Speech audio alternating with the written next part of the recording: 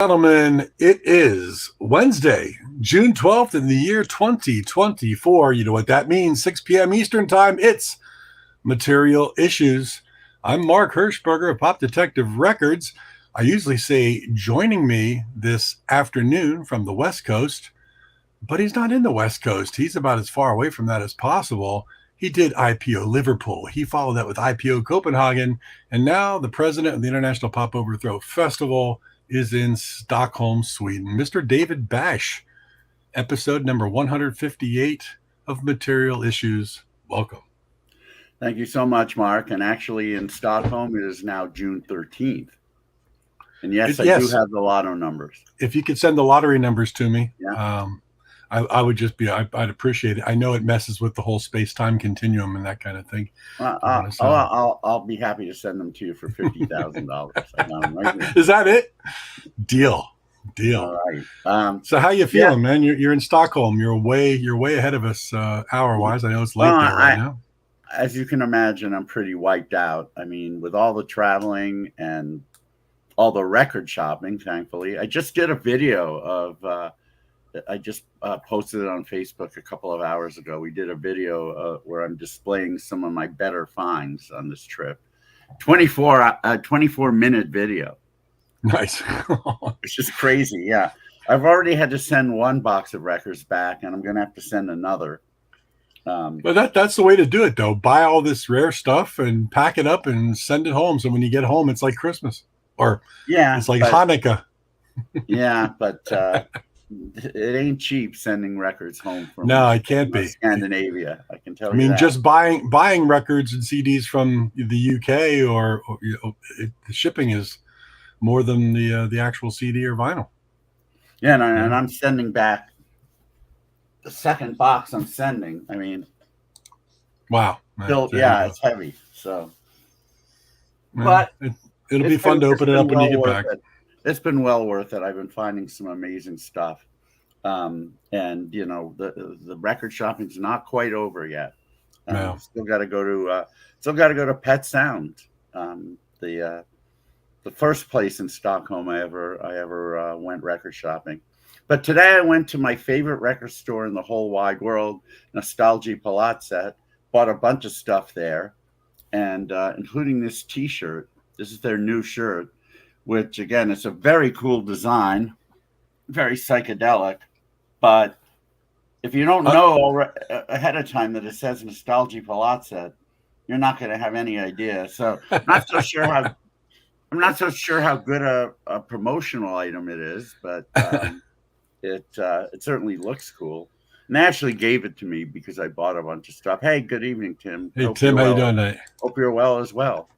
But anyway, before we start, I want to give my not RIPs to two icons in their respective fields who recently passed. One is Françoise Hardy, basically the inventor of the yay sound. Yay meaning yeah in French, mostly done by women.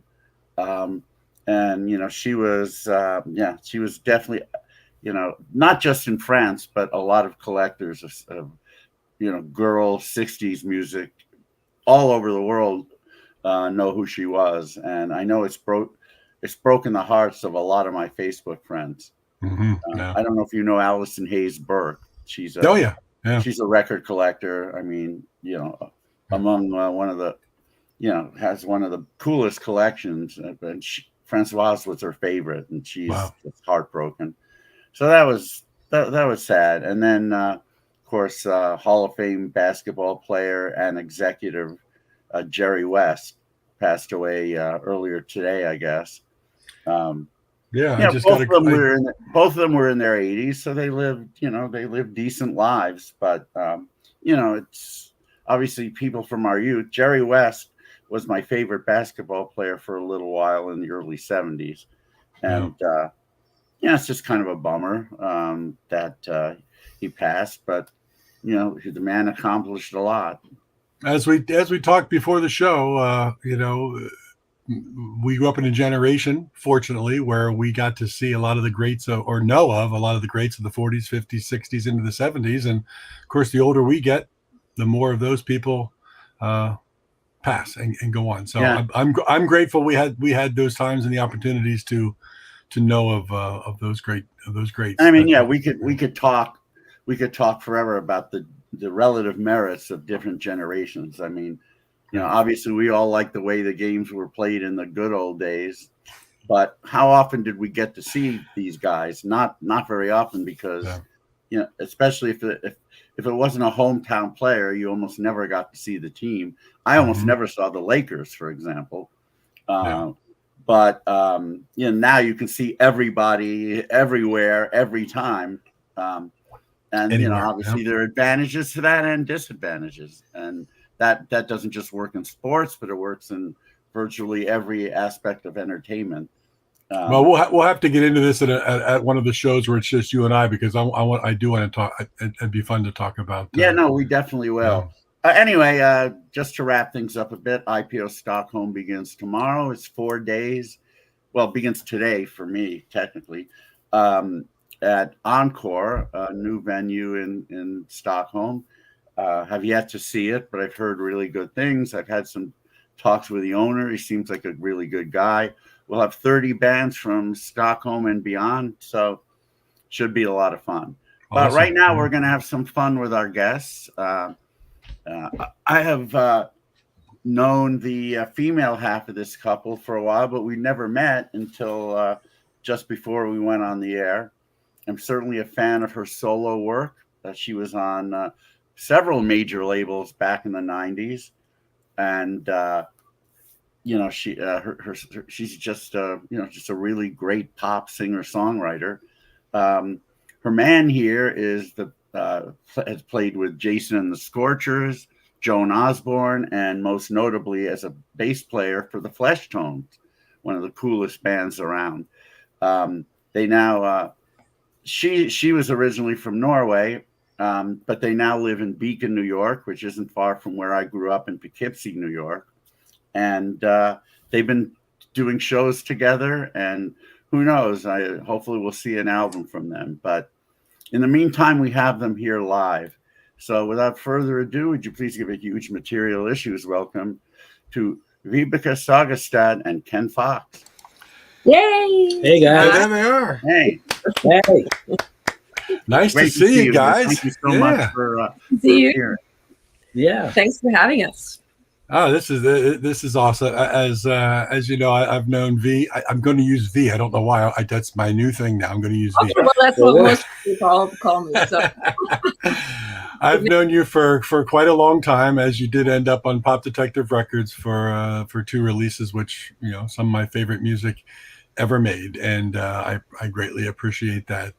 And then got to know Ken through V and catching the Fleshtones whenever you hit Philadelphia, and joined Killer Live Show.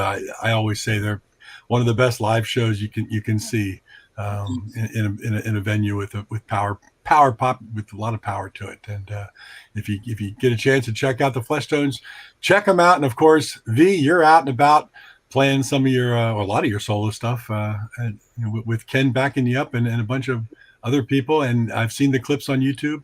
You're killing it. It's really, it's really been fun to sort of dust off the old solo material that I hadn't played in some sort of, let's see, at least, 12, 13 years. Wow. Which is crazy how fast the time flies. But yeah. It really does. And as I said, I think I talked to you when we were testing, and I said, there's a few bands I was saying put the show in show business. And when you watch V's clips on YouTube of her out right now, she puts the show in show business. And, not only is your voice killer and the band is killer, but, people can't take their eyes off of what you're doing. You're standing on tables, And, I do appreciate it. I have to make a comment, though, which is like, I noticed that doing that in my late 40s is very different from doing it in my early 30s or mid 30s. So you've done it that way for a while then. Yeah, no, it's true. But it was like after we started, the reason why we started to play this material again was there was a our favorite bar here in Beacon called Dogwood was closing, unfortunately, after a good 10-year run. Our neighborhood bar, basically. And there was going to be this big sort of weekend chock full of bands. My other group, the Why Not Sisters, who I've been playing with for years here in the States, totally different type of band, like a 3-part harmony 40s group. Couldn't play because one of the members was out of town. And then I was like, I really want to play this. And then I was thinking, maybe I should just Ken bring Ken along and some friends, see if we can play maybe 5 of the of my favorite of the old solo songs. And we did, and it was so much fun that we was just like, oh, we gotta do this. So we booked another gig in Beacon like a few months later, which was then a full length show. So 5 songs is one thing, but like to play a full length show, and I was like running around, and afterwards I was like, it's kind of like running a marathon after having just done runs around the block for a while. So I hit the wall a little bit there, just like think, oh my god, I gotta really. So you got up on the table, but then it was like, can someone help me down? No, it's more just like you're running around and but you're also singing up on the top of your lungs at the same time. Which is Sure. How did I do it again? It's like, how long have you lived in the States now? 10 years. Yeah. Wow. I mean, your accent is almost undetectable now. But I know in Scandinavia, learning English as you're going through school is essential. I mean, and early, so it definitely is. And now with all the influence as well of media and the internet and everything, like everybody's pretty much fluent, so that's one of the coolest things. Was one of the coolest things for me when we first went to Scandinavia, which was Stockholm in 2015. Like, for example, we were talking about convenience stores. You'd walk into a convenience store, you'd be greeted in Swedish, and then I would speak English, and immediately they'd flip to English.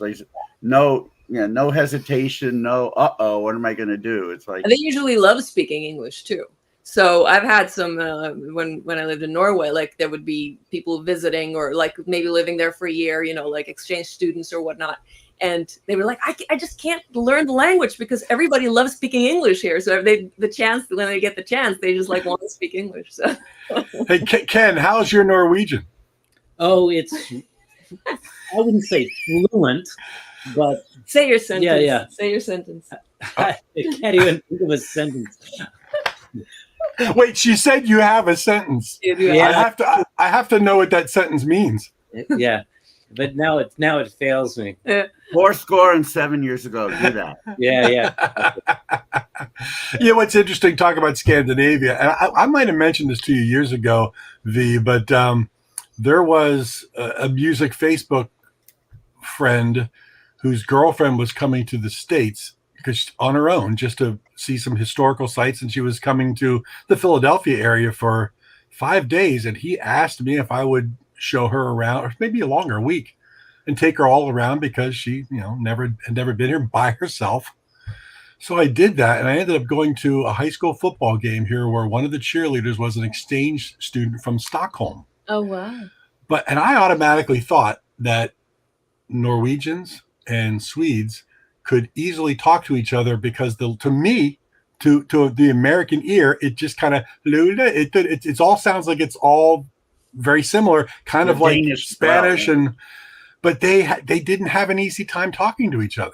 Let me tell you what. So this is, Norwegians understand Swedes, but Swedes don't. I'm doing this. Is, it's not that easy. But the thing was that in Norway we grew up with Swedish television. We had one Norwegian channel and we had 2 Swedish channels. So and that was it. So we just watched a lot of Swedish television, which means that we would easily understand Swedish. But the Swedes, it was not the same the other way around. But they're speaking English to each other most of the time. Well, sometimes, and it's different where in Sweden. Like I've never had a problem because I've worked with a lot of people from the Malmö area. They never had a problem understanding what I was saying. Never. Like sometimes people from Stockholm, but not really, but it depends. But it was fascinating to me. I was like, what, isn't it like kind of like it's kind Spain Spanish and Hispanic Mexican Spanish? They all kind of like, they can go back and forth. It's easy, but it wasn't that simple. And that was a realization that kind of made me go, okay, I get it. It could have been some dialects or something, like playing in. Like there's a lot of Norwegian dialects that are harder to understand, and I'm sure in the same. Well, it's like when we speak to people from the southern United States, we have no idea what they're saying. Right. Down south, yeah. Well, V has a Flesh Tone shirt on. We got to see that. I didn't get to show my T-shirt. Oh, wow. Which, I didn't get great. to show mine. Slade, yeah. Everybody, I have a T-shirt of my favorite record store in the world, Nostalgia Palazzo. And you still can't read it. You still can't read it. Yeah, I mean, it's a very cool shirt. It's got mushrooms. It's got a really cool psychedelic thing going on, but you can't read the name of the shop. So I'm not sure what they were trying to accomplish. It's like those Norwegian heavy metal shirts, like. Yeah, you're right. Says.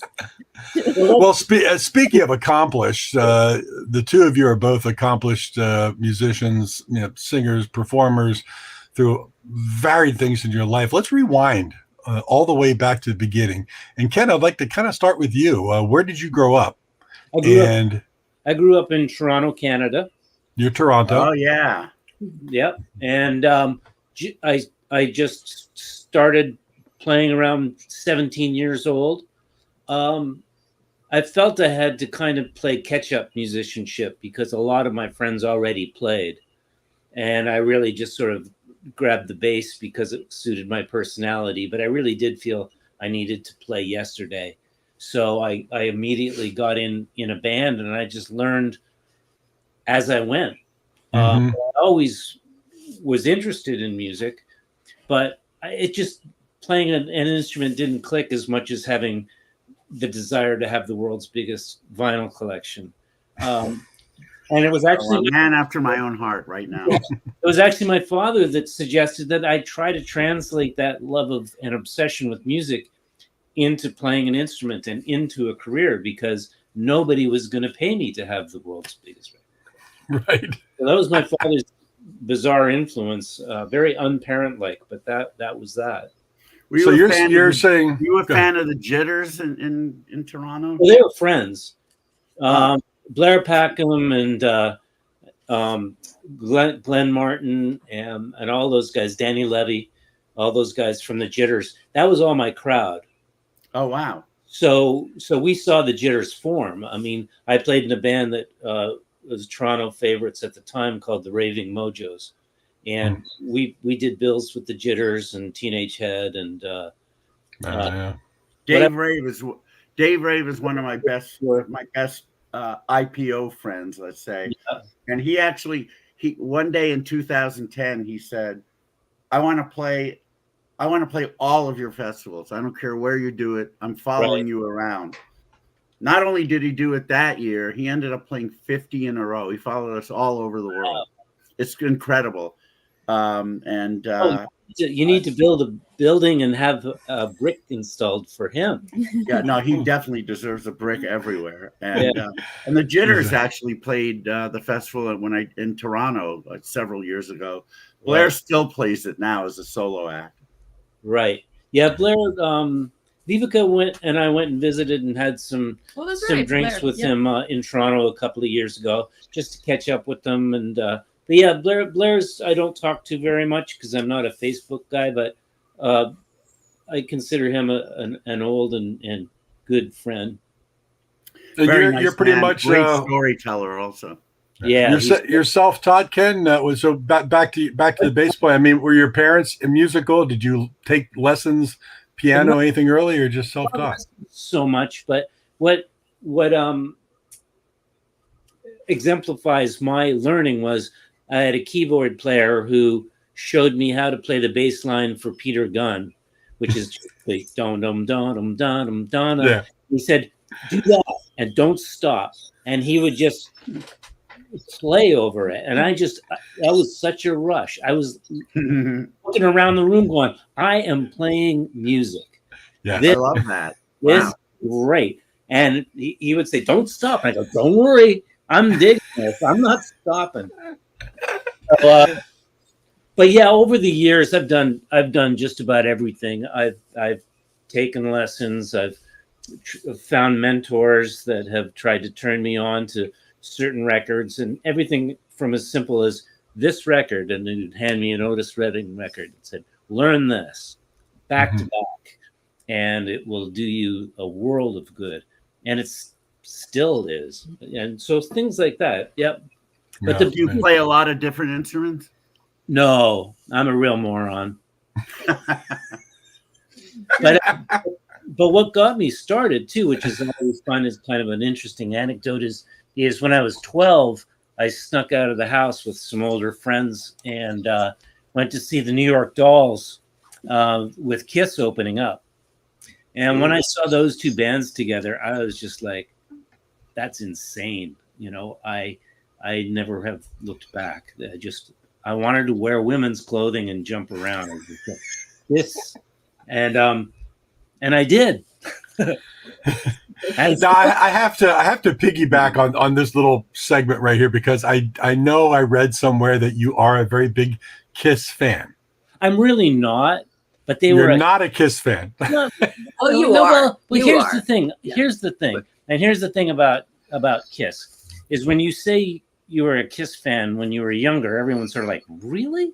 But then you say, yeah, but you know, Vincent Price scared the pants off me at that age. I read the Hardy Boys at that age. There's a lot of things I did at that age. Yeah, man. Kiss being and myself being a horror movie fan, were just right up my alley. Now, as an adult, can I tell that they are grooveless and lugubrious?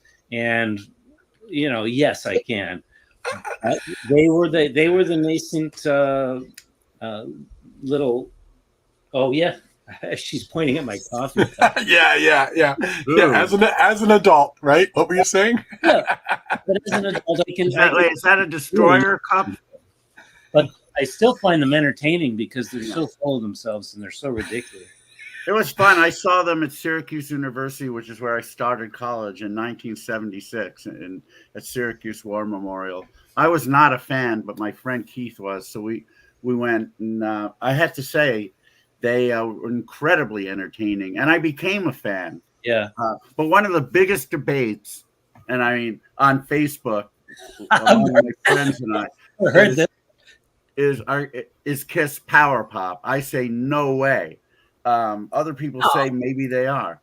Mark, I can tell by your expression you hold the other side of the argument. No, he's just laughing at the whole situation. Well, I laugh at the whole thing, but I listen to songs like Christine 16, Calling Dr. Love, all those early things to me, and even Beth, even a slow song like Beth to me, it's very power poppy. Yeah, you get into Detroit Rock City, a couple more rock, but it's that changes things. But the lyrics to those songs are just so lascivious, and that's not what power pop's about. They're so ridiculous. Paul Stanley doesn't sing like a power pop guy. Yeah. No, those songs are so ridiculous. When I hear Mark say those titles, I think like, okay, someone actually sat down and wrote it on a piece of paper and said, yeah, Christine 16 or Plaster Caster. That's a good idea. I'm going to play it for Paul. And Paul goes, good song. We got to work that up. Huh? And then it gets to the recording process, and then it's on an album, and then that's played for 30 years.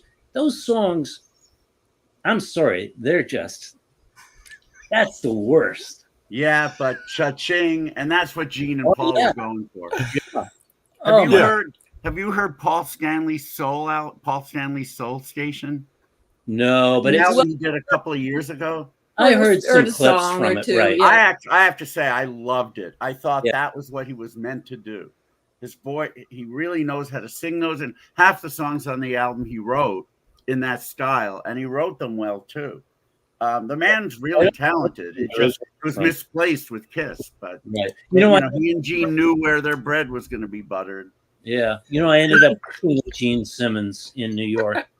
He produced some demos I was working on. Oh wow! Yeah, great guy, very funny. What you don't from all the interviews and stuff, because he's a bit of a loudmouth, is he's a really kind and big-hearted guy. Very considerate and very warm.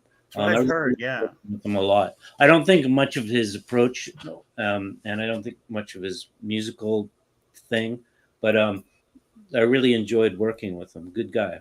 I love some of the YouTube clips where he's actually sitting down next to Carol Kay and she's showing him some bass riffs and he just doesn't get it. He's just kind of looking at her like, yeah, next. Yeah, it's a really unique style, and it's like some sort of bizarre Hungarian. It's a feel that's really all his own. It's really bizarre, but it's really recognizable. I mean, you got to give him that. Ken, who are some of your favorite bass players, and would you say you have a particular influence? Yeah, a lot, and I would have to say Didi Ramon was a big one. Wow. Jim Lee, the bassist from Slade, was a big one. Joey Spampamato from NRBQ was a big one. Now, I can't really play like these guys. Entwistle was a big one. Egil Stemkins was a big one. Good call. Especially, like, I don't know if you know that name, David, but he's one of Vibeke's cohorts from the early Moss and Oslo days, and he's no, I do actually know the name. Yeah, he's one of my favorite bass players, and it's come up now that I'm learning a lot of his parts, just how good his approach and his tone is. And I always have with our new material, I'm always having what would Egil do moments. And also some of the songs you're learning is two other great bass players that have played, Kristoffer Lundqvist from Brainpool, and Magnus Börjesson from Beagle, and who plays with Roxette, and so it's some great bass players on those solo albums. Yeah. Vibeke, how did you pronounce the Beagle man's name? Magnus Börjesson. Of course, I always call him Magnus Borgesson. I just have to say, Beagle is one of my all-time favorite bands. Yes, I know that you guys go way back. Yeah. Yeah, and they actually Magnus brought Magnus. Yeah. Brought, I think, one original member from Beagle, and then they hooked up with some LA musicians, and they played IPO at the Troubadour, and that was one of my biggest thrills of the festival, just to meet him. But man, I love those two albums so much. I mean, all of those guys are just great people. I mean, the Brainpool guys. Brainpool genius. I know David from Brainpool. That's it. But yep, and they're all great people. We could probably spend 2 hours just talking about all the great bands and musicians out of Norway and Sweden that we all love it, and how they tie into you in many different ways. But that would take us forever. But my favorite band from Norway currently, and you might want to check them out, is Armchair Oracles. I don't know if you know who they are. I don't know. Yeah, really good. I don't know. Really good. They're an amazing. I mean, unfortunately, they haven't made any headway in the business, but they've released some amazing music. They have a new album out on No One Ever Is. It's on Cool Cat Music, which is the big 20 minutes down the road here. And man, they just played IPO in Liverpool, and they're wonderful. And Armchair Oracles. Okay, if you feel like it, check them out. Absolutely, will do. Ken, did you play in high school? Did you have a high school band? Yes is the answer, but the band took me out of high school. I started playing locally and going on the road when I was around grade 11. Oh, wow. Grade 10, something like that.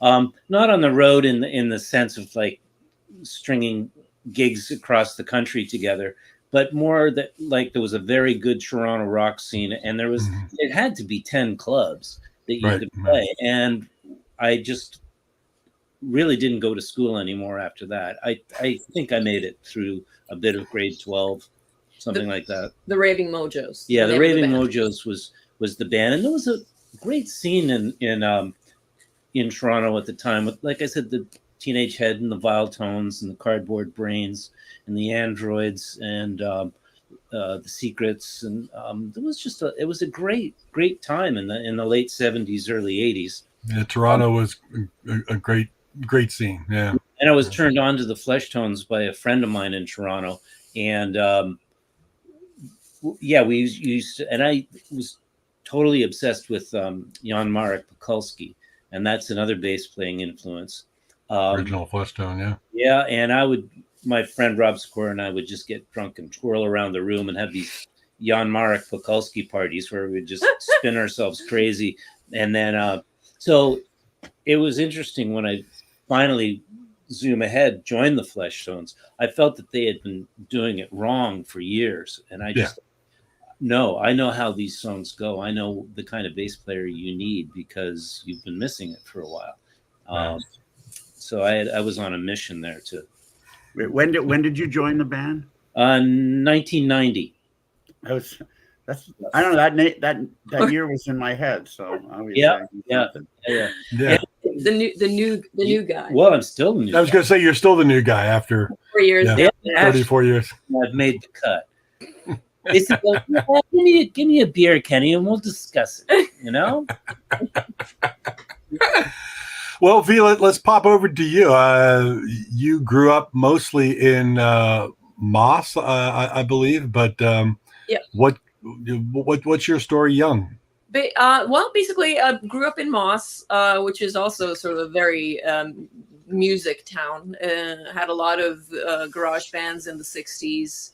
And when I grew up, there was like a surf wave, kind of like neo garage, and just there are rehearsal spaces, everything set up for young kids who want to play music. And I was interested in music from an early age, finding my own sort of stuff. I fell in love with Paul Simon when I was like 12.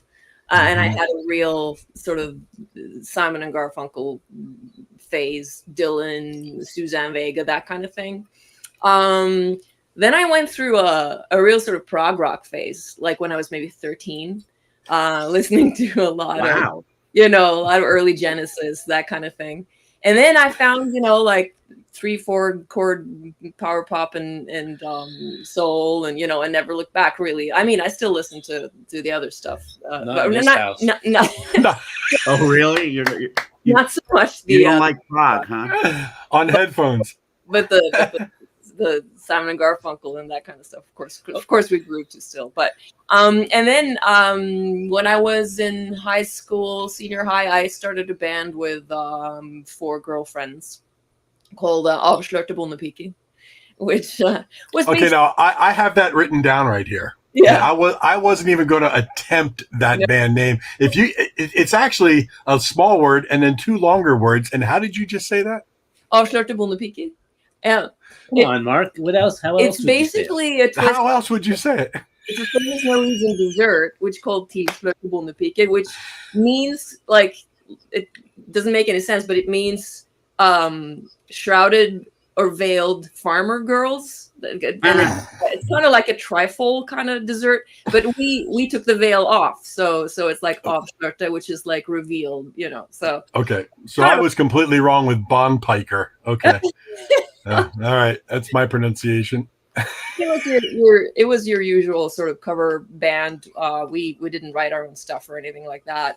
We were 15, played a lot of stuff we liked, Throwing Muses, Pixies, Violent Femmes, that kind of thing. Oh, nice. Yeah. Now, what did you start on instrument wise? I played guitar and sang, but I played guitar and sang. And we got some attention, like it was Music Town. People are very supportive. A lot of our older people who were in bands were sort of helped us out. And and then one day it was like some guys approached me and said, yeah, we need a singer we have a, starting a band, and we need a singer. Would you like to try out? And this was the band, what ended up being the band Weld. It wasn't called that then. So I was like, yeah, sure, I'll do it. And then I knew that my mom had sort of thought that it was a little too much music and a little too less school, or too little school. So I didn't tell her that I was going to rehearse. Not as little as Ken, apparently, though. So it was like, I just said, yeah, I'm going to a meeting down at the rock club, because I was in the, not the board, but I was in the group that, stood behind the bar and stuff like that. And I am going on a meeting down there in a meeting. And of course, this was before cell phones and stuff. And there was something that she needed to let me know. And then she went down there to tell me. And of course, I'm on stage with like 4 guys who are 15 years older than me. Oh, boy. 20 years older. And I was standing there singing and but they're so sweet. So they totally won her over and sort of like, yeah, we're just trying something out. But yeah, she was a little sort of like, she didn't like that, but which I understand. But which is interesting, because listening to that music from like Crown Imperial Song, which was kind of the big breakthrough to what you went on to do, it's kind of darker. It's a little it's different, which is so the thing was like, so this was my sophomore year. Anyways, I had 1 more or 2 more years to go, and I was touring, and we got a following quite quickly while I was still in high school. So we toured Norway. I toured on weekends. We would go play shows. And then when I graduated, I actually went straight from my oral exam in English to the plane to Bergen to record our first record, which is 30 years old this year. The record, has a 30-year anniversary, called Natural Tools. And then when we released that, it was just very it was just, thank you, Emily. It just took off and won a Grammy, a Norwegian Grammy. Right. Yeah. And we toured. Congratulations. Thanks. We toured extensively and did another record. But then after a while, it was like, I wrote a little bit for Weld, not a lot at all. A couple of songs, couple of lyrics here and there. But I was just starting out. I was, came straight from this like cover band to this band. And I felt after a while that this is not exactly the music I want to play. I wanted to explore other avenues and do different things, write more of my own stuff. Also, it was starting to get some interest from the UK. And we kind of were at the crossroads a little bit, like, do we want to continue doing this? And I felt it was a little wrong to go down that road if I knew that I wasn't going to follow it all the way to the end. So I just said, like, let's call it here. And I want to do other things. So what were your high school classmates? How did they treat you? Did they know of your success? And did you walk in Monday morning and they were just like, it wasn't like they knew me as the girl who always brought guitars to I even brought a guitar to like a sports day at school. And I was like, everybody had to like run. I would walk and actually play songs and everybody would sing along. Cool. And sit on the side of the football field and play songs for me. So you were the Tupelo Elvis Presley is what you were, right? Vibeke, I want to go back to something you said that was non-musical, but about school. And this is something I've been finding out from people in Europe, but everybody in, maybe not all of Europe, but the UK, Scandinavia, to get through high school, to graduate, you had to take oral exams. Yeah.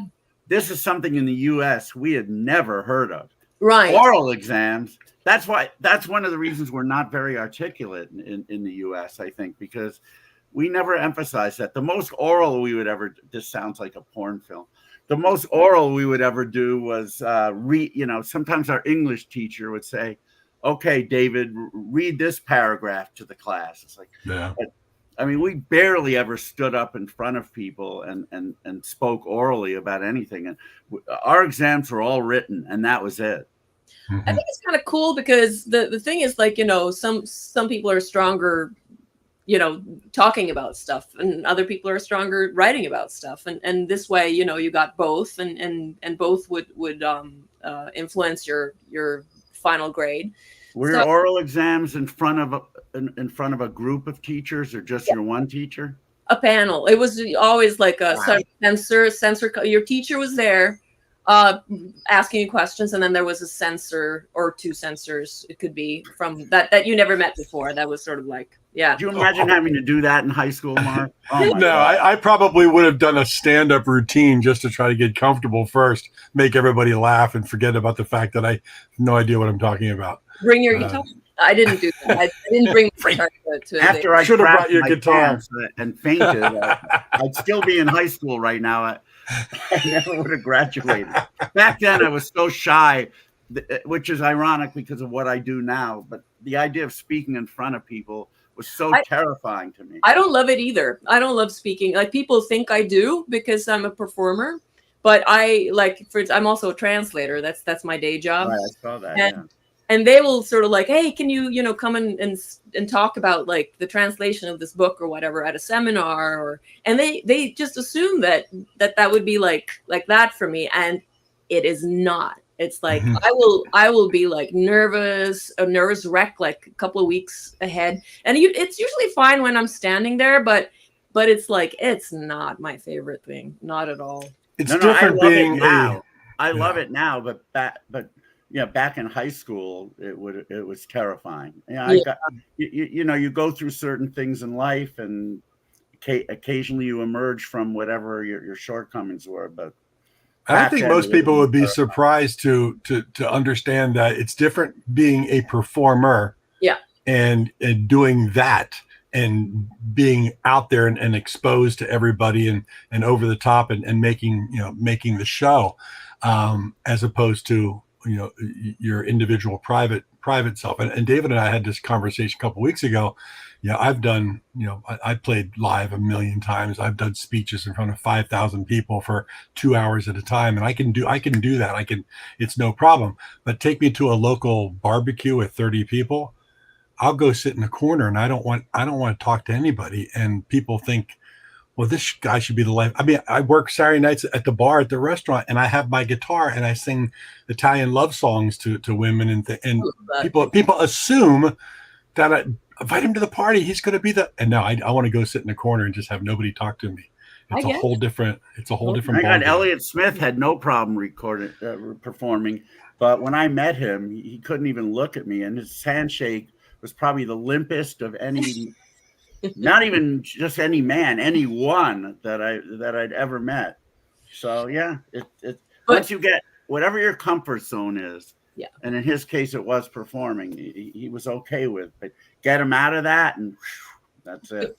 But touring Norway, like as a 17 through 19, 20-year-old, I learned a lot. And I was very fortunate that I got that kind of education in a couple of ways. Like, I could also take a few years, rest years after high school, and just play music and have fun and figure out what I wanted to do, which in that case became, linguistics and translation, which I know a lot of people go straight into things. And when you're that age, you don't know what you want to do. I knew I wanted music, and I was fortunate to be able to play for like big audiences. We played Roskilde, in Denmark. We played a lot of big stages and a lot of small stages, and you really learn, like you mentioned earlier, Mark, about being a performer. Like, that's what I learned in those early years and onwards.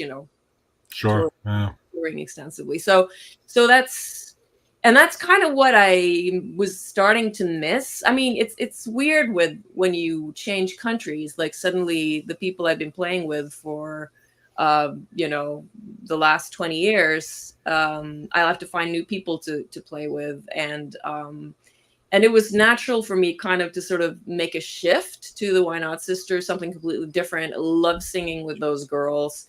You know, obviously not power pop, but it's a very sort of musical experience that I love and that we're still doing. And your version of Christmas in Suburbia is one of my favorite. And of course, Martin Newell commented how good it was too. So we love Martin Newell. Oh yeah, God, he's awesome. Yeah. We also do a version of Green Gold Girl of the Summer for our non-Christmas set. Non-Christmas. We're going to talk about the Why Not Sisters coming up in a little bit, but I want to flip back over to Ken and travel on to the fact that you were playing around with a pre-fame Joan Osborne. Yeah. Well, how does that come about? You leave Toronto and head to New York? I leave Toronto because that's where New York was, where the music was happening. So I went down to New York and just tried to make some noise, tried to get myself known. And I had typical sort of busking thing going on where I had an amplifier on wheels and my bass on my back. Oh, wow. There was a couple of sort of blues-oriented clubs in New York. Dan Lynch's was one. Wonderland was another. Nightingale was another. And Joan was the backup singer in one of the groups I played bass with called the Holiday Slides. And she and I became friends, and she just wanted to break out and maybe do some Janis Joplin covers and front a band. So I said, I'm in it. I'll do that with you. So she put a band together and I was included. And we did that for, I want to say, maybe a year and a half, 2 years. And I did suggest to her at one time that the next phase for her really would be learning to write songs. And I lent her my first couple of Mel Bay Learn How to Play Guitar books, of which I never got back, Joan.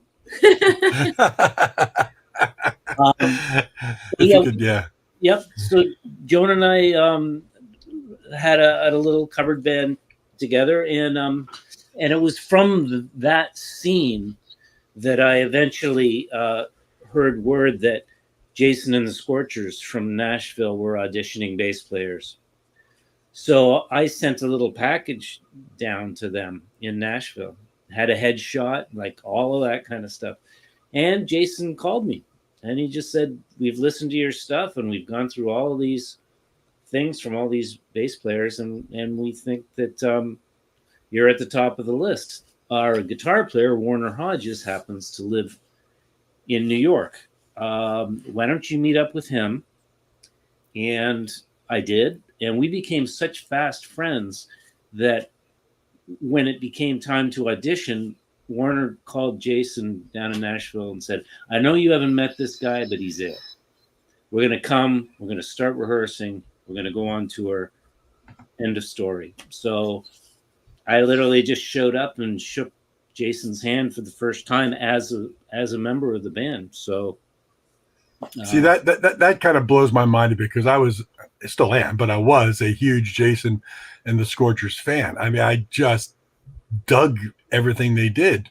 And now all these millions of years later, here's Ken, who was actually in Jason and the Scorchers. And I just go, why didn't I know that? Where was I? But it was the record that was the last gasp for them. Yep. They had made, it's a really good record. It's my favorite of their stuff, and I can listen to it now, all these years later, objectively. But it was their last gasp, and I think at the time that Jason and Warner didn't particularly get along. The reason Jason and the Scorchers worked was because they were just such opposing forces.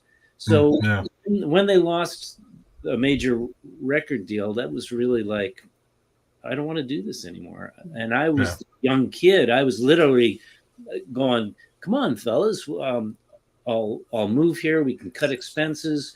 We can live off our live reputation. We can, and they're just looking at me like I'm a nut, you know.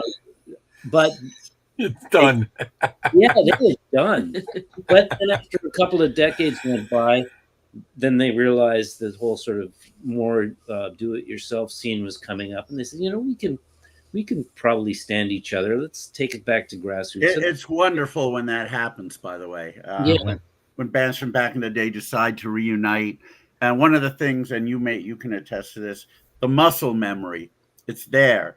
And when you start playing again, suddenly it's like, wow, I'm getting this. Yeah.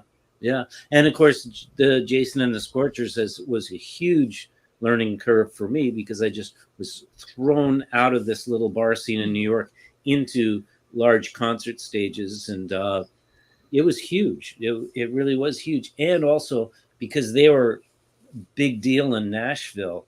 Yeah, I was literally thrown into the scene. I was like instant star almost, and it was pretty overwhelming for me for a lot of things, all in a good way. But I was at a bar once, and someone nudged me and said, "There's Jeff Johnson. That's the guy you replaced." I sort of looked over, and at that moment, our eyes locked, and he just sort of pushed these guys out of the way, and he starts walking over to me, and I'm like, "Okay." And I could see he's balling his fist up, like down to his kneecap, and he comes right up to me. He goes, "Hi, Jeff Johnson." Oh, what a great build-up! I was waiting for something. He had no intention of being in Jason and the Scorchers anymore. His whole attitude was like, "Good luck, dude. Have at it." And then we got drunk together. Was Jason difficult, or was he? Do you look at him like as a supremely talented guy? Because I look at his what's the word I'm looking for? His not his shtick, his kind of country, but it was really rockabilly, rock and roll, type of thing. It was his thing, but gimmick. That's the word, gimmick. I was looking at. He had that, and it really wasn't a gimmick either. Yeah. What you see is what you get. That is Jason. Okay, he is just that. He's very religious. He's very sweet. He's very intelligent. But at the same time, he's got this button, and when he gets on stage, he is just this big 6'4" geek, and he just explodes. And it's like a lot of us. We were talking earlier about performing and what we're really like off stage. So that was it. But the thing that worked with Jason and the Scorchers was he wanted to be Bob Dylan, and Warner wanted to be Angus Young. So between the two, you got this weird smashing of things. And when those two got together, that's what happened. It's like, okay, this is going to be Dylan. No, this is going to be AC/DC. This is going to be, and that's the sound of the Scorchers, basically. Yeah, I mean, talking about Dylan, I mean, they ripped up Absolutely Sweet Marie. Man, that's a great version. We opened for Dylan. We did 23 shows with Bob Dylan. Oh, wow. Yeah, and we, of course, we're not going to play that song. And he actually came up and said, "Why are you not playing Absolutely Sweet? It's your song." He goes, I like your version. I want you to play. So we're like, fine. And we started opening with it. He was known for doing that a lot with different. Yeah. He was very, very eccentric, but it was a weird tour. I mean, the law was laid down when we got there. It's like, you don't look at Bob, you don't. And he said, the road manager was saying things like, if you see Bob and he's got the sweatshirt hood up and the sunglasses on and everything, don't approach him. If he's got the hood down but the baseball cap, move slowly but get out of his way. If he's got the baseball cap on, my note card. And what is this with? And this is something new to me. What is this with celebrities? Their people will say, "Don't look them in the eye." Well, that was the thing on Bob. Don't look. No, but I mean, that seems to be a common theme among people in all aspects of show business. Like, I'm sure the hell is that? Yeah. But it's very weird. But because he was like that, we would all have these Bob sightings where we would be all nervous about finding ourselves elbow to elbow to him. And our drummer, Perry Baggs, had said, I was in the hospitality room right next to Bob, and What happened? What happened? He goes, he pointed at something and said, "What's that?" And well, what'd you say? I said, "Well, they're peas." Yeah. So, and then we actually played with them on a Halloween night. So one of their road managers, and I say one of them because I think they have 4 road managers or something. I don't know what they managed, but bought 75 or 50 sweatshirts, baseball caps, and sunglasses and handed them out to us all. So we were all Bob for Halloween. And we were so nervous because some guys actually looked like Bob, and you'd walk around the corner and have a heart attack, and they'd say, no, it's me. So we were all kind of nervous about what his reaction was going to be. And he finally comes off the bus and he just looks, and there's like 50 Bobs. And he's sort of like, very fun. Let me have all of that stuff when you're finished fooling around. What an awesome story. Oh, Lord. I love it. Where are you going to hear it but here on Material Issues? I think it's great. It's good. All right, so let's flip back over to you, V. Weld is not where you're thinking your heart is at. Yep. What comes after Weld? I played around a while with different things. I had kind of like a noise rock band called Fairly Blast, which was fun, but like, experimenting with stuff. And then finally, I ended up I wrote a handful of songs that I liked. And the thing was like, the way it worked back then was like, because I'd been in Weld and it was popular, the record companies were interested in me, and they basically just came and said, "So what do you want to do?" And I'm like, I have some songs, but this is like, I was still a novice songwriter, but I have some songs, like what? Yeah. So do you want to record? And I was just like, I basically sort of just picked from the top shelf. I chose Michael Ilbert as my producer. I wanted to record with Brainpool, who's one of my favorite Swedish bands, and they just made it happen. And I went down to Malmö and met the guys, and we really hit it off. We had a lot of fun. We recorded partly in Copenhagen, and I forget the name of the studio now, but and they flew in this guy from New York who did like who was an engineer, and he did like the manual cutting. We recorded on tape, and it was like it was insane. It was really fun. And I still love the record. I think, now in hindsight, I see that it is a little bit all over the place. But as, it would be with a young songwriter who was just trying things out, right? Like where. And this is Into the Shimmering. This is Into the Shimmering. So this is like 2001. 2001, yep. And I mean, it's like it didn't do great. It did fine. I mean, we did some touring with Brainpool as a backing band. Yep. Oh, yeah. There it is. With Brainpool as a back. I mean, some of my favorite songs are on there, and I play them now. Like I can pick and choose the songs I want to play, but I still listen to it, and it's like just makes me really happy. I made this. This is like. It's a great album. I mean, that's some of the earliest stuff I heard of yours came from compilation CD from Luke Jackson out of Toronto. That's great how musician. I got into so much Scandinavian pop and rock. He was sending me these mix CDs of all these bands I had never heard of. I mean, I grew up like, where was I? Where have I been? And there were tracks of yours from from both your first 2 releases that just blew me away.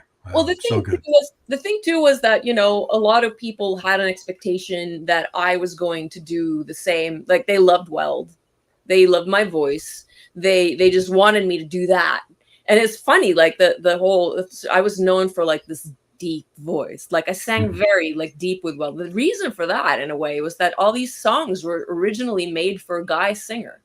So, they made, and when I started auditioning with them and started playing with them, I was so new. I didn't really think about things like, oh, you can chord change, or you can change it to a different key. And I was just like, oh, I guess this is the way it goes. I should sing like this, you know, like, and I would sing it like really, really deep. Luckily, I can or could do that. So it was funny. That's how that sound kind of came about. But that's, you know, when I listen to Weld now, I sort of like, I hate the way I sing. It's like, I think it sounds so sort of like affected and weird. And it's like, I really, that was the time for it. That's how everybody sounded. Yeah. right. It was the time. Yeah. Was it a thing of the times, and you know, like, which is why it was a hit as well.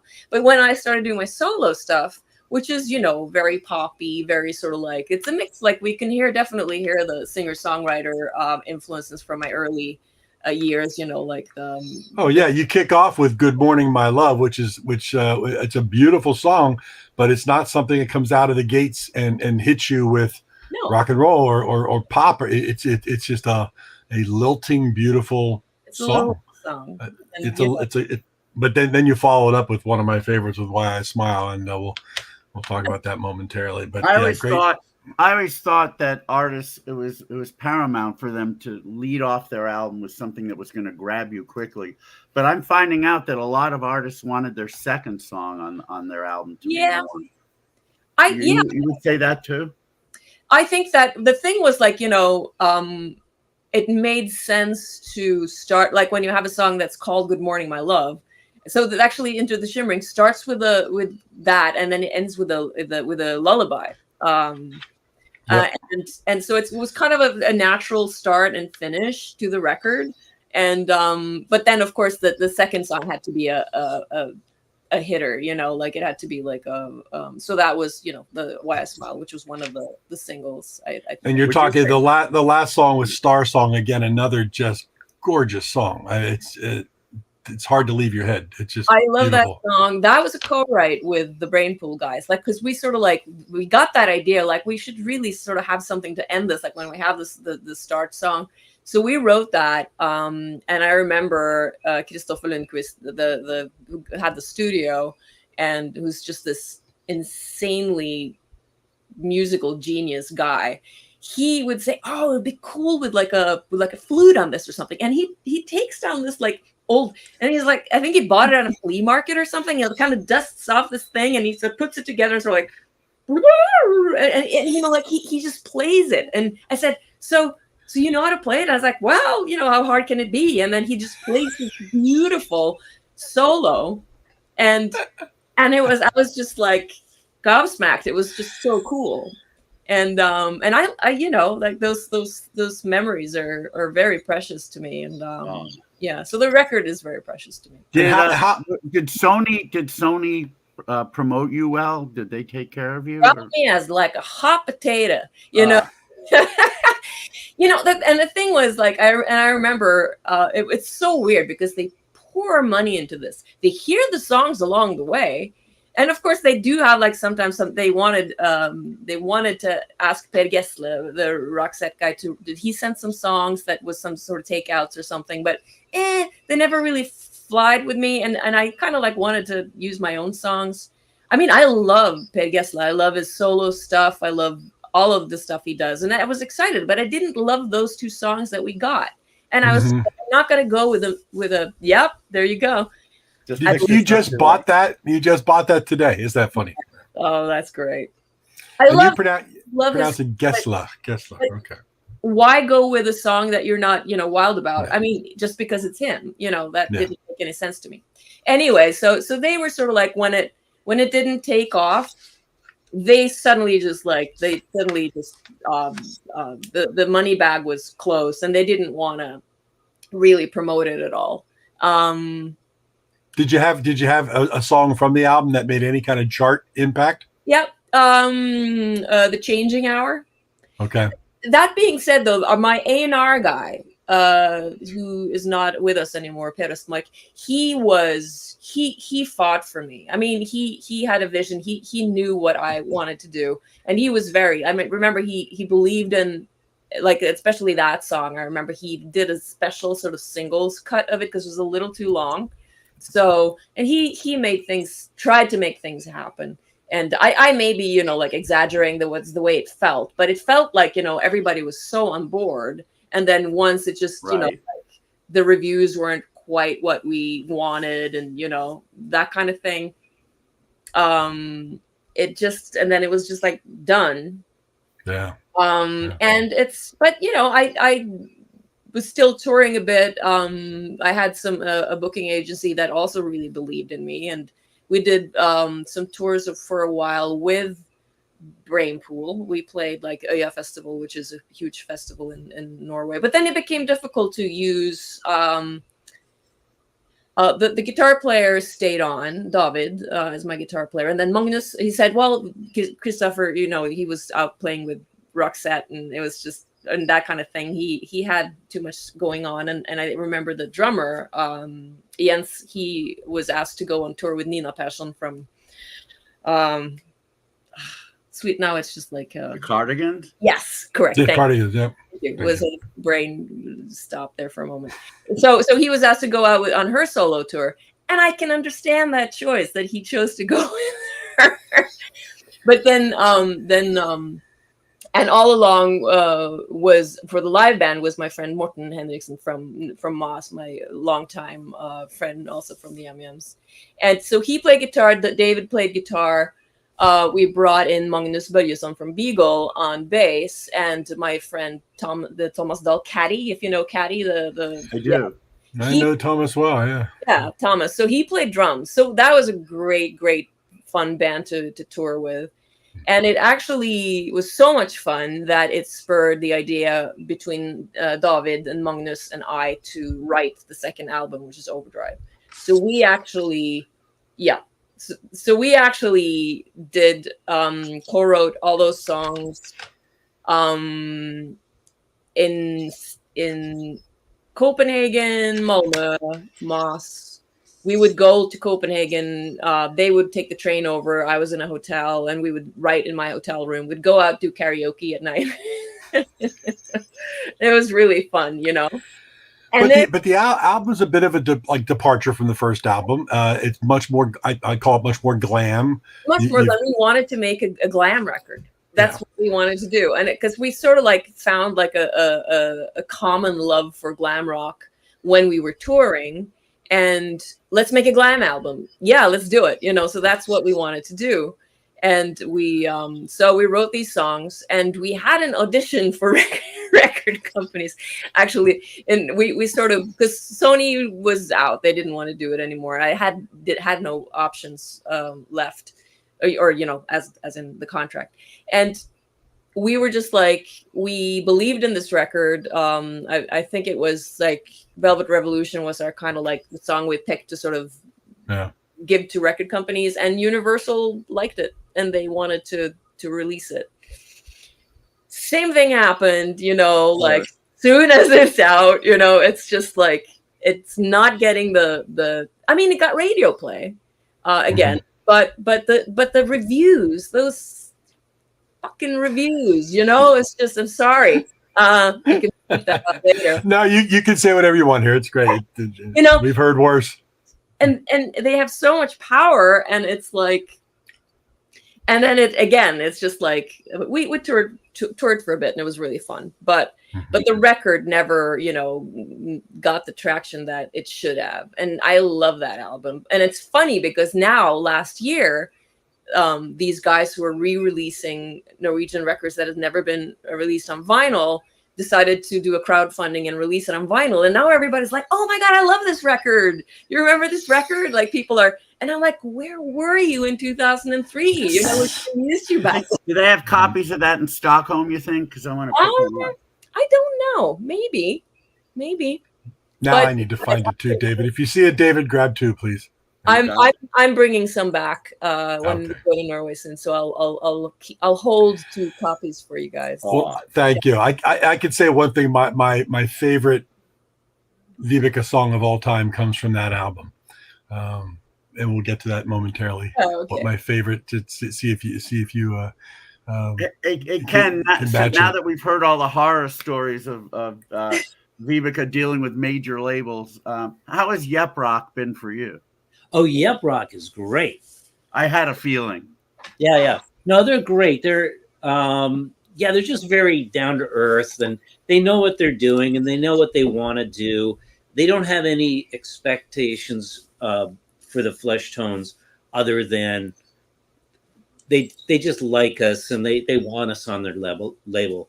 They figure we're kind of a bizarre feather in their cap, but they know how many records we sell. They don't give us more money than they can recoup. Which is super smart. That's the way every record company should do it. It's like, I should never have been sent to Copenhagen with like these, But that's also a record company kind of approach that has hopefully been left behind is you have a couple of cash cows on your roster of bands, and they kind of bring in the money, and then they can support your extravagance for throwing money around at other bands. So Yep Rock has been very good to us, and Keith and the guys before I was in the Flesh Tones had played a toga party down in Gettysburg, PA, and the guy that was running the party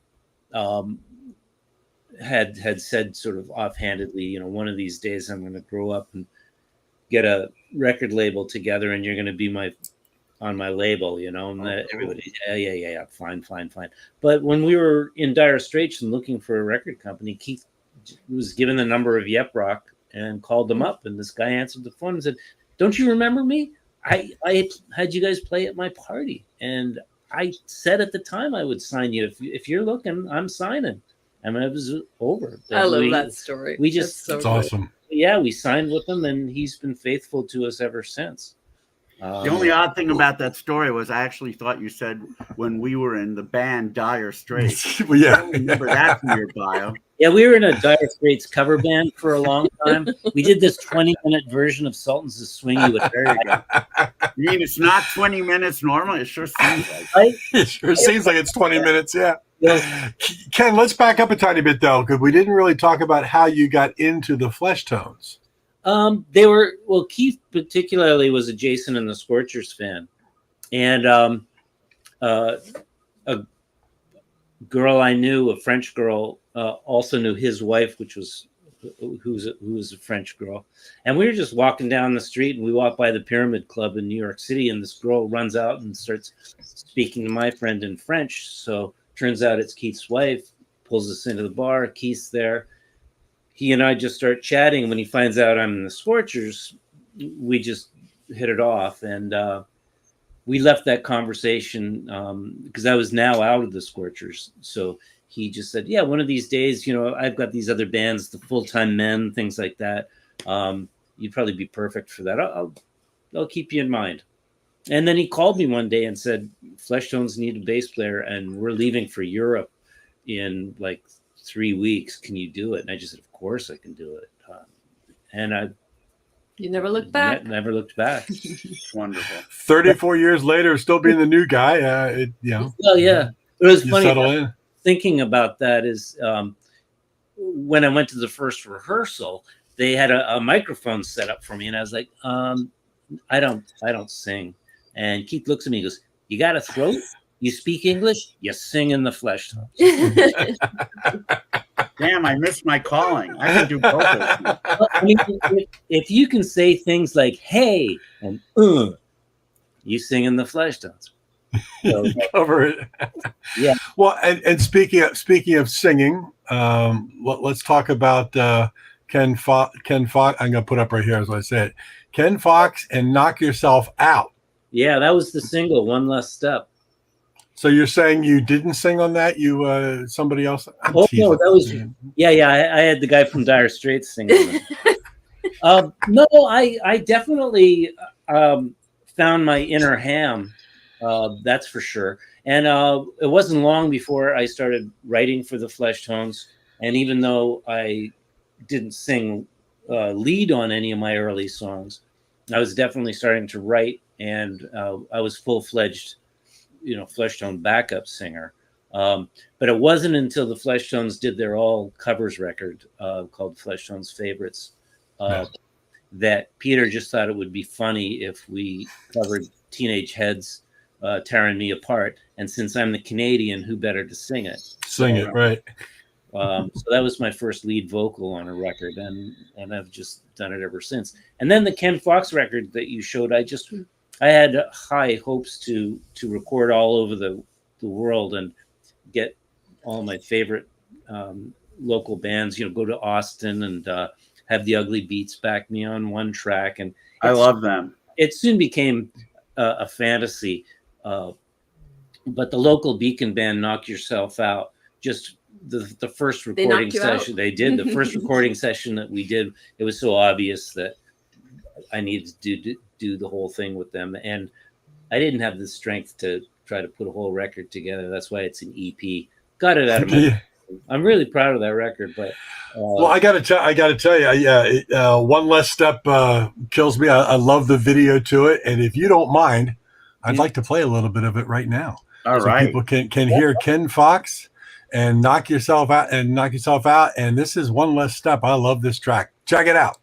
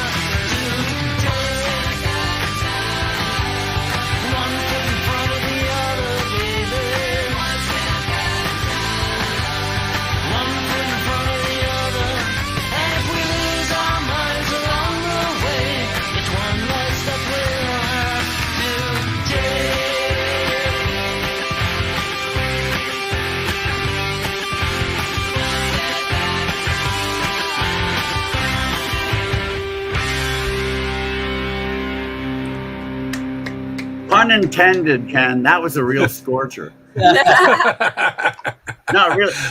really. Is there going to be an album? You can really hear Vibeke on that one. I was going to say, who did the background vocals? Yeah, well, Now that full-length album. I'm sorry. Is there going to be an album? No. That was actually released in 2019, I think. 1920, yeah. So it's now that's on Rum Bar Records, right? Yeah, that's an EP, David, and then that's 5-song EP, I believe. And unfortunately, it was you released it and the pandemic. Yeah. So released it right into a pandemic. You're gonna have to talk to Lou and get me one of those. Oh yeah, no, I'll make sure you get one.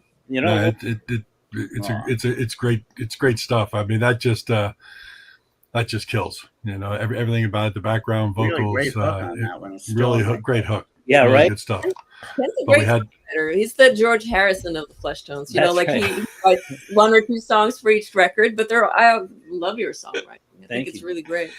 it's great stuff. So we need more from Ken too. So I mean, I know we're going to talk momentarily, V, about upcoming stuff from you. But Yeah.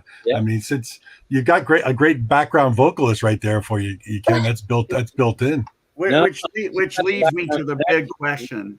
She's Sorry, the it leads me to the big question. How did the two of you meet? Oh, yeah. Well, we were friends for years before we just through the Flesh Tones and and the Moss music scene. Yep. And I don't know. I always, it's an exaggeration, but I always just say that after about 10 years of playing in bands and doing shows together, I kind of looked over and said, she's kind of cute.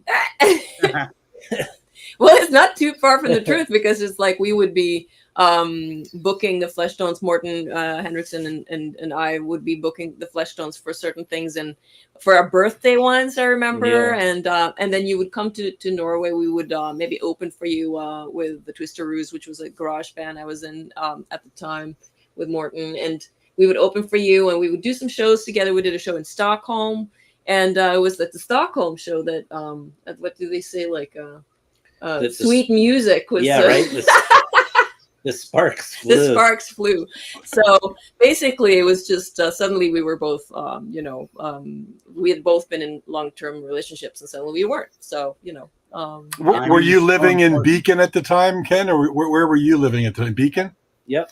So you're living in Beacon, and you're living in Moss. No, in Oslo. Yeah. In Oslo. Oh, you're Oslo. Yeah. I mean, how does that work? I mean, you test it out. I was fortunate because I'm work as a translator, and I'd got a work grant that year, which means that I had a little bit more money, so I would bring my books and I would travel. I would go to Paris and work, and accidentally there was a Flesh Tones show there as well, and I did the same thing. I went to Sicily, so the Flesh Tones summer tour, I popped up at all these places, and the others were sort of like, what? And then I guess fun, but so. And then it was fun for her to see where I lived. So I came to visit, and Ken came back to visit me, and and then it was a long sort of winded road where we visited and then got married, and then I applied for the green card, and you ended up US feel like home now to you? Yes, it does. Yes, for sure. Here's a question you may not get too often, but I once asked my dad this because he's Israeli. Do you dream in English or in Norwegian? It's hard to say. I think a mix of both. Like dreams are also so they're just so based on images and right. You quite know. Like, do you because they're both, and especially with me, I work with Norwegian and English all day, every day, both of the languages. So I'm very immersed in both languages. And sometimes it's like, I'm not quite sure what's what, and I will be working with my Norwegian script like for a full day. And then Ken will come home and I'll be like, oh my God, I lost my English. I can't remember a word that I'm thinking of. So. And Ken, do you dream in English or Canadian? I still am not much at my English. I'm Canadian all the way. Rob Torkelson. I've been here for so long, but I obviously have not lost my accent. I don't hear it, but I'll be talking to somebody. No, you've got one. Yeah, you've got one. Yeah. Still say grade 10, grade 8, grade 10, which of course Americans say 8th grade, 10th grade. Okay, right, interesting. Right. Those are things I wouldn't even have noticed. But wow. Yeah, people are always shaking their heads and going, "Where are you from?" And I'll say Canada, and they go, "That's what it is." That's what it is. V, let's flip back to you. After 2 albums, Sony Universal, that kind of went anywhere or nowhere. What led to your album number 3? Which would be that one right there. Exactly. Well, the thing is that, and I feel a little bad, like this is sort of there. I'd met a lot of nice. There was a lot of nice people in these major labels. Like there were good people, but it's just they also have their budgets and their their ways to work, and I Right. totally understand that. But the thing was that we started recording. Actually, forget the timing of it, but I contacted my A&R and said, so I'm ready to do another album. I have a bunch of other new songs. And they said, well, we think we're just going to, thank you, but I don't think we're going to jump on that. And I said, well, I have it in my contract, another record. And I did. And they had sort of forgotten that, or I don't know, and they looked in the contract, and yes, so it is. And then they're like, okay, well, let's record it. So I was recording it in Fredrikstad, close to Moss, with a great guy called Kyrre Fritzen that has a studio there in the old part of town, and used a bunch of the usual suspects for like Egil, as we mentioned, Morten on guitar, another guitar player who plays with a pretty popular Norwegian band called De Lillos that the guy in the studio brought in. I used Thomas on a lot of the drumming, I think, and also this other guy, Paul Krieger, did some drumming, I think. Yeah, it was like, people who were available. And it was really fun. I had a lot of fun writing those songs, and we recorded the record. I really liked the record, but then Universal did not want to release it. They paid for it, but they did not want to release it. But they were decent enough to say, you can have it. Yeah, that is decent, actually. It was really decent of them to do, because they could have said, we recorded it, but they were good. And then I was just like, okay, I released it myself, Sprettball Records, which means Bouncing Ball Records. And then, Mark, of course, you came on board and did it in the States. And my friend Richie from Screaming Apple did the vinyl. Great label. Yeah. And what was really fun with doing it on my own was that it opened so many more avenues. I started then, I played I was asked to do an Italian tour. I did some Spanish shows, festivals, and people really liked it. Like, you sent it around. I remember I got a lot of sort of feedback from people, and it's like, oh, this is fun. This is people who actually are loving the record for the record and not for what I used to do. Like, or judging it for what they have expectations from what my first band was like 15 years ago. So I sound a little bitter here. I'm not really, but it was really fun to see like what avenues was opening. And then we did the fun video that we did for He's Peculiar, which was great. And that, got a lot of airplay or a lot of play on the internet, and got me in touch with, Michael from Hawaii, Time Machine, I forget, Mark, do you remember the name of that guy? I did a long interview with a guy in San Francisco. Now I'm losing it. It's going to come to me, and I'm doing it. But yeah. Like stuff like that. It was, I was talking on the phone with him, and we were making plans, and then I actually went in the studio. I was on vacation, and he was like, hey, do you want to come and do an interview? And I did, and it was really fun. You're just like things that I had never done before. So well, at that point, because I was a big fan of your first two albums, but I didn't know anybody in the whole, my whole circle of people that love music that had any idea who you were. Yeah. Because in the States, it just wasn't. It wasn't anything. And in the long story short, once it got through to Little Steven in the Underground Garage, he fell in love immediately. Yeah, Bill Kelly did a lot as well. Bill Kelly, big early fan. So yeah, it's great. And to fast forward, it's like, so when I last year started so when I came here 10 years ago, it was just like, I don't know, I'd done it. It was, and like I said, when you played with the same people all your life, it's sort of like hard to start again. And Ken was also busy with the Fleshtones, and there was like fell into the singer-songwriter scene that was here, which was fun. But then it really was that little show that we did at Dogwood last year. It just like sparked that thing that, oh man, I really want to do this again and write my own songs. And I haven't wanted to write. I haven't had the urge to write.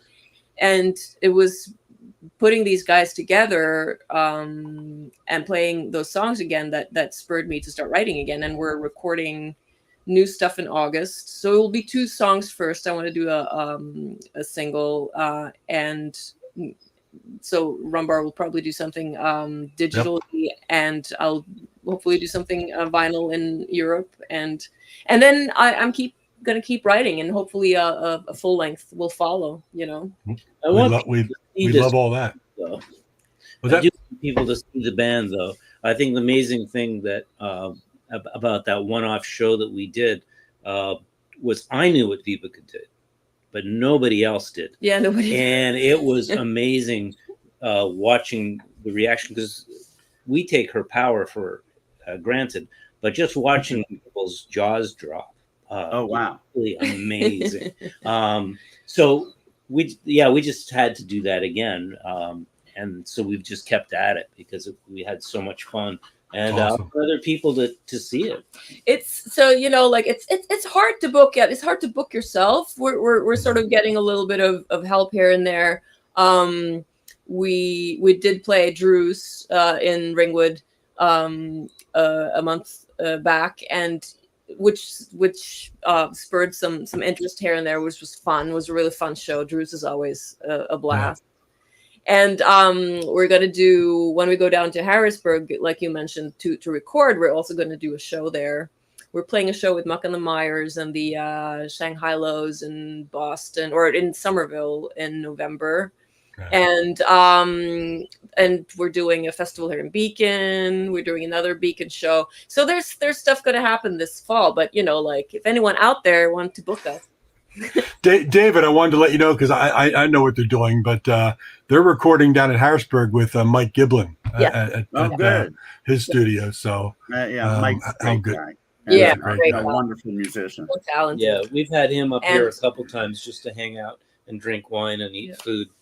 Talk about another good bass player. Yeah, another good bass player there. Yeah. Oh yeah, I mean, when we talk about influences, I mean, I know personally such a great slew of musicians. You know, that's a whole other subject, is great bass players that I actually know to hang out with. You know, that's he's a good one. Well, yeah, we played a Ken song, so just to be fair, I'd like to play a track from the world famous Hat Trick. This one was the coolest song in the world from the Underground Garage, a Little Steven. Here's Vibeke Saugestad, world famous Hat Trick. This is Tonight. Wow.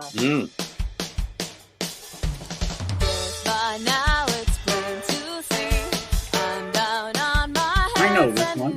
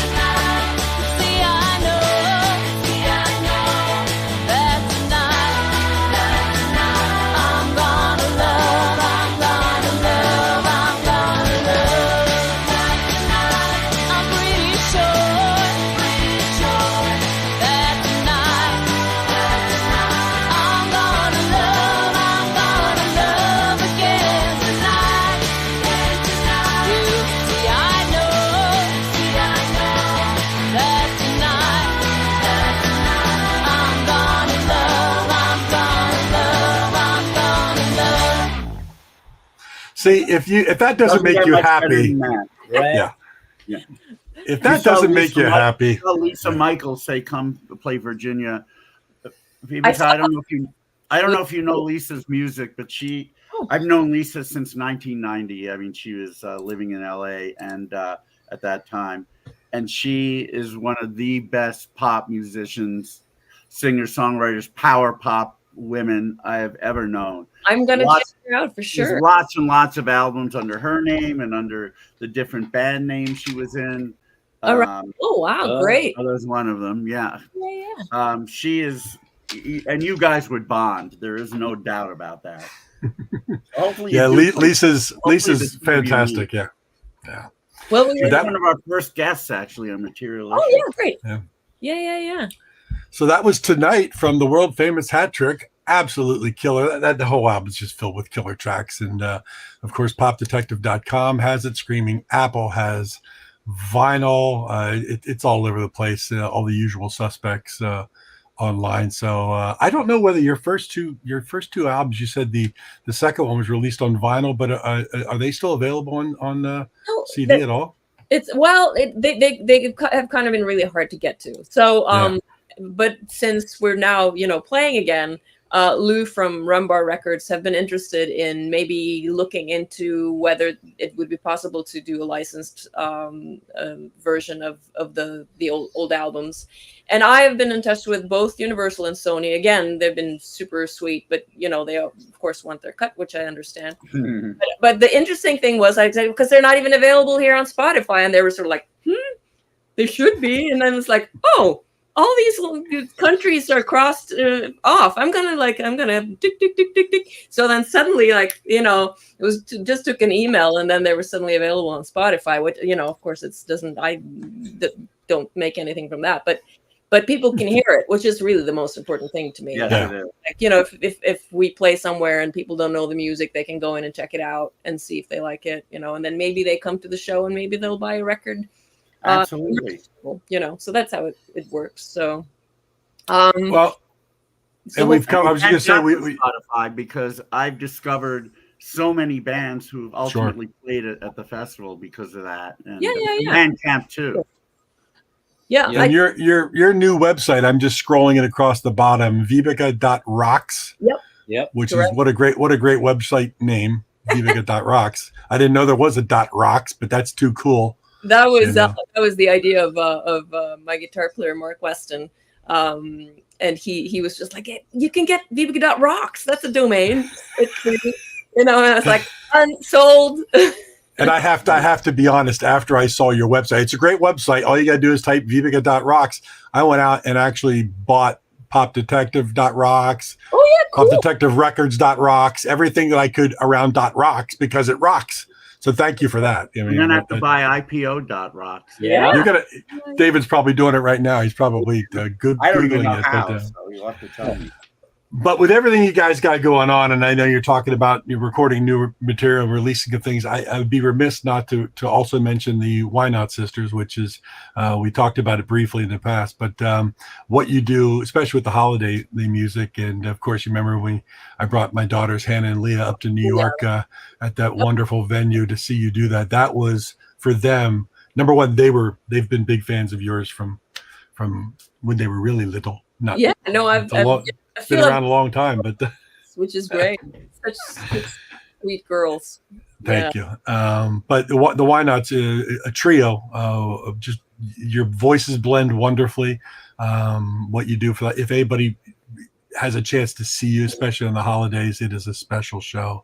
We do, and I highly recommend that. We do play mostly around the holidays. We started as a Christmas band, and just bonded over the love for 3-part harmonies and cheese and eggnog, like all the things that you're not supposed to put in your mouth when you're singing. So, and we loved playing together and singing together, and we still do. And we did a digital album that's available on Bandcamp called Christmas Spirits.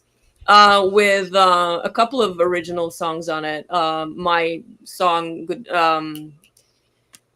It's getting late. Christmas is calling me home, or home. Christmas is calling me home. In our version, and also I wrote a song called "All I Want for Christmas Is Cheese." That's also in there. Along with our favorite sort of Christmas songs that are obscure, not the stuff you hear at the mall, basically. Mm-hmm.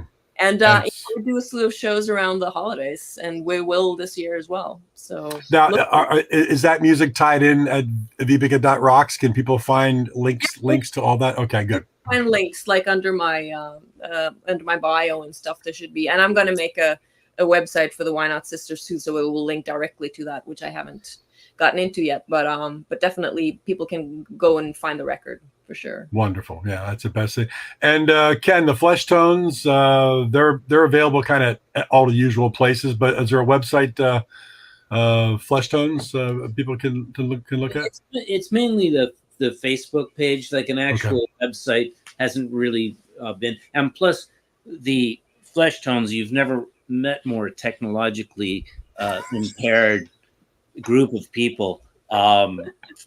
I think Bill, our drummer, doesn't even understand anything other than a rotary phone. So, which would be funny if he carried a rotary phone around. That would be really funny. Yeah. Well, I think the whole concept of carrying phones is beyond him. But yeah. So we have a Facebook thing. We have some people that help us run that, and that's really about it. But we have new record coming out, as I mentioned, on Record Store Day, whenever that is, at the end of the year, November or October. Should be Thanksgiving. Around Thanksgiving, Record Store Day. Yeah. Thanksgiving, not it's called "It's Getting Late" and More Songs About Werewolves. And nice. Yep, and that'll be out. And then we're touring the UK, 10 or 12 shows with the Damned in December. Oh, nice. Yep. So that we're looking forward to that. That should be pretty crazy. Yeah, that will be pretty crazy. And you're also part of Little Steven's big cruise that's coming up in May. Oh yeah, Flesh Tones are part of that cruise too. Yeah. Oh yeah. Wow. There was a couple of cruises that we're going to be on with Steven, but they all sort of got pandemicized. Sized. That should be a good cruise. It's like Stephen, if you're listening, book my band as well. Yeah. Stephen, if you're listening, we're brickmates now. Yeah, right. Yeah, so I'm thinking, book V's band, your brickmates. We might as well all just be on that cruise and have a good. We'll do Material Issues live from the cruise. We could do that as well. So this all ties in. Yeah. V, I wanted to bring this little thing up on stage here. There's the Material Issues top 5. I think you can see that right there. This is my top. Can you see that? I can just see Material Issues top 5. Oh yeah, but then it's you reveal. Yeah. Right. Yeah. See, my number 5 V song down at the bottom. That says stupid. That's my number 5. That's from World Famous Hat Trick. Oh yeah. Number 4. Velvet Revolution. We talked about that because that's very glam off of the second album. Number 3, Why I Smile. That's the killer track number 2 off the first album, which if you haven't heard it, anybody, wow, look it up. Is that on Spotify yet? I don't even know if that's on Spotify yet, but absolutely killer. Not yet. No, I don't think so. Number 2, we just played it. That's Tonight. And Vib, what do you think what do you think my number 1 Vibeke Saugestad record choice would be if it's not any of those 4? His Peculiar, maybe? Is that what you're going with? Well, let me think. Ken, what's your number 1 V song from all the albums? It's got to be Why I Smile. Okay. And also I'm biased because it's really fun to play. I love that song. Or what? Yeah. It's hard to you know. Can't remember a single song you did. That's what she can't remember the songs. That's why. Well, I'm going to give it to you so you don't struggle. My all-time favorite V song, and if you haven't heard, everybody check it out, is Overdrive. Overdrive, right. Yeah, that's a fun one to play. That's a fun one to play. Such a great song. The you can't help but sing the background vocals along with everything. It's just wonderful. So that's my top 5 Vive songs. It blew my mind. Yeah. Yeah, absolutely great. So, guys, we thank you so much for coming on the show. We've been yakking here for quite some time. David's way up late in Stockholm. Penguin. I was wondering when are you going to talk about me? My plans, my history, all of that. You were given explicit instructions not to flash this Well, video. actually, there is a great Norwegian band called Peter and the Penguins. What? Yes.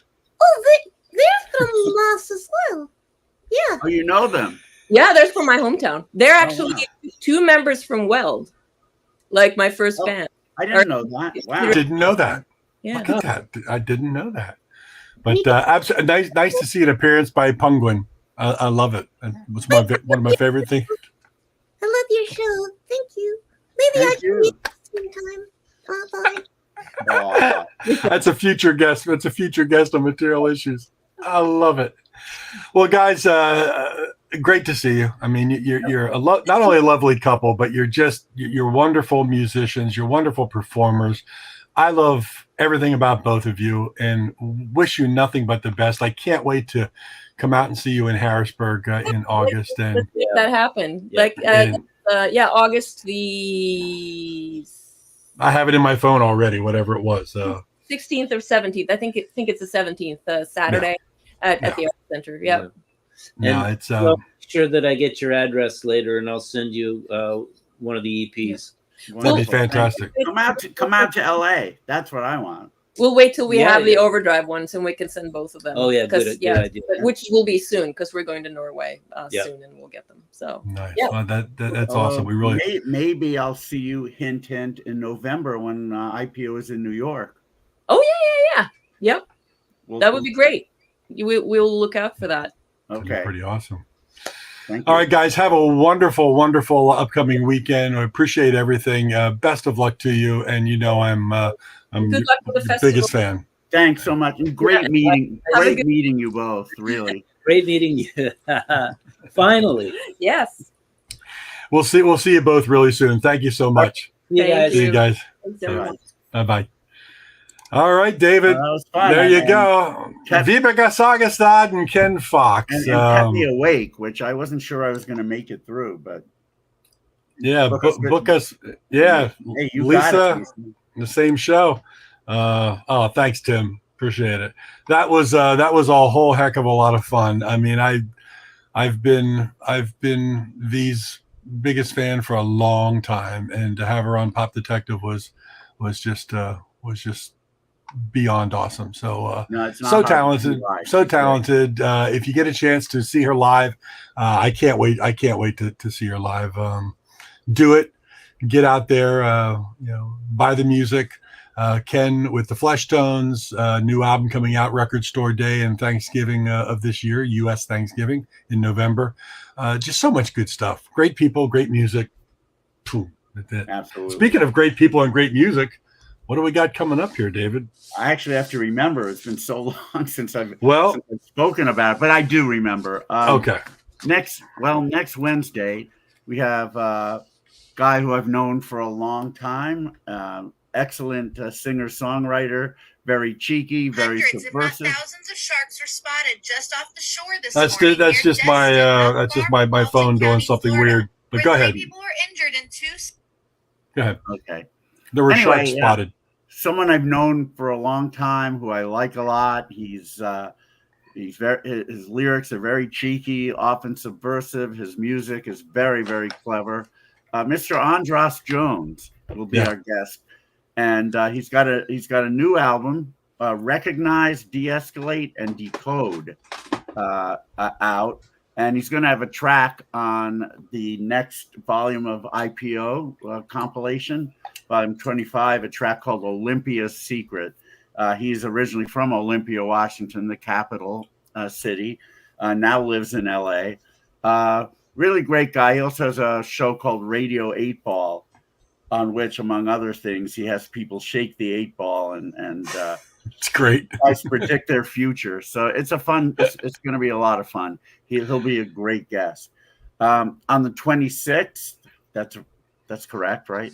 Yep, Yeah. the 26th. Yep. 26th, we'll have a woman who first came to prominence as a member of the great Deb Cooper. That's John got to be Borak is using an alias. DB Cooper's alias, yeah. Oh, wow. She first came to prominence as a member of Game Theory, one of my favorite bands from the 80s. She then went on to form her own band, Hex, which had a great album in 1990. And she's been doing music on and off. She's written books. She's really, really cerebral person, and a very nice one as well. Donette Thayer will be our guest on the 26th on Material Issues. It's going to be great. I don't recall if we have anyone on the 3rd. Nobody on the 3rd. But on the 10th, we have author, musician, and all-around great guy Steve Coulter, aka Steve W. Loudon, who's written a few new books, and we know him musically as a member of Czar. He was a drummer from Czar, and then now I'm tired, and I'm forgetting the name of his band with Jeff Whalen from Czar, the recent one. Yeah, put me on the spot all of a sudden. Steve, I hope you're not watching. No, we got John it. Borak, help. Borak, what's the Whalen and the brother Steve, yeah. Brother Steve, the brothers Steve. We should have thought Steve. It would have helped us out, but yeah. It would have, except it's with Jeff Whalen, who's not a Steve, but thank you, Deb Cooper. Great album that they put out. A couple of great albums actually that they put out. Awesome power pop. We had Jeff Whalen on as one of our early guests. Yeah. We asked him one question, and an hour and a half later, he finally finished answering. The guy was so upbeat and just great interview. Yeah, that was the first time we ever had an interview like that. We didn't really know what to do, but we just kind of let him talk. Which was great. Everybody was looking, hadn't heard from members of Czar for a while, and his whole jellyfish time and everything that he did was great. So so Steve will be on July 10th talking about his books and the project he did, talking about back in the day in the mid 90s when Weezer was prominent in LA.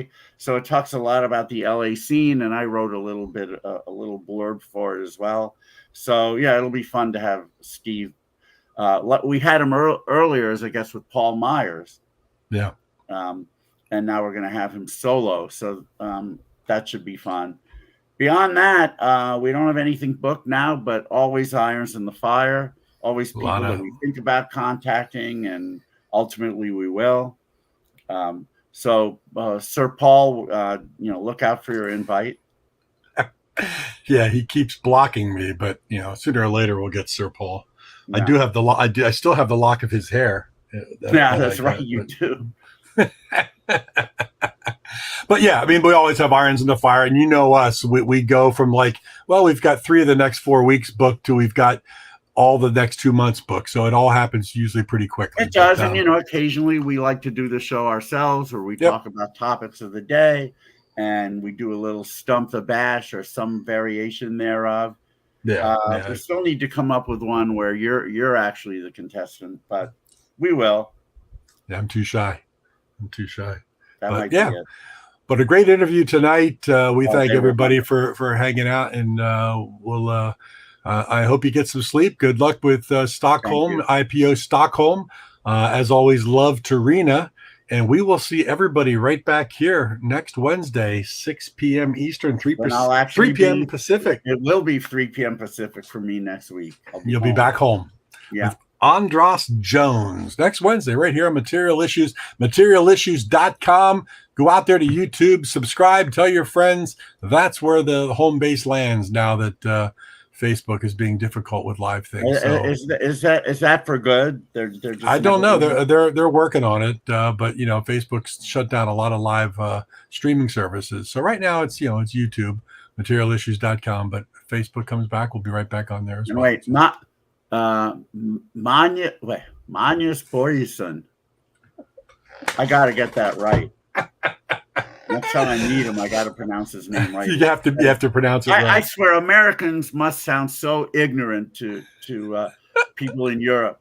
It's like I'm saying Magnus Borgesson. I can only imagine what that sounds like to somebody from Scandinavia. Magnus Borgesson.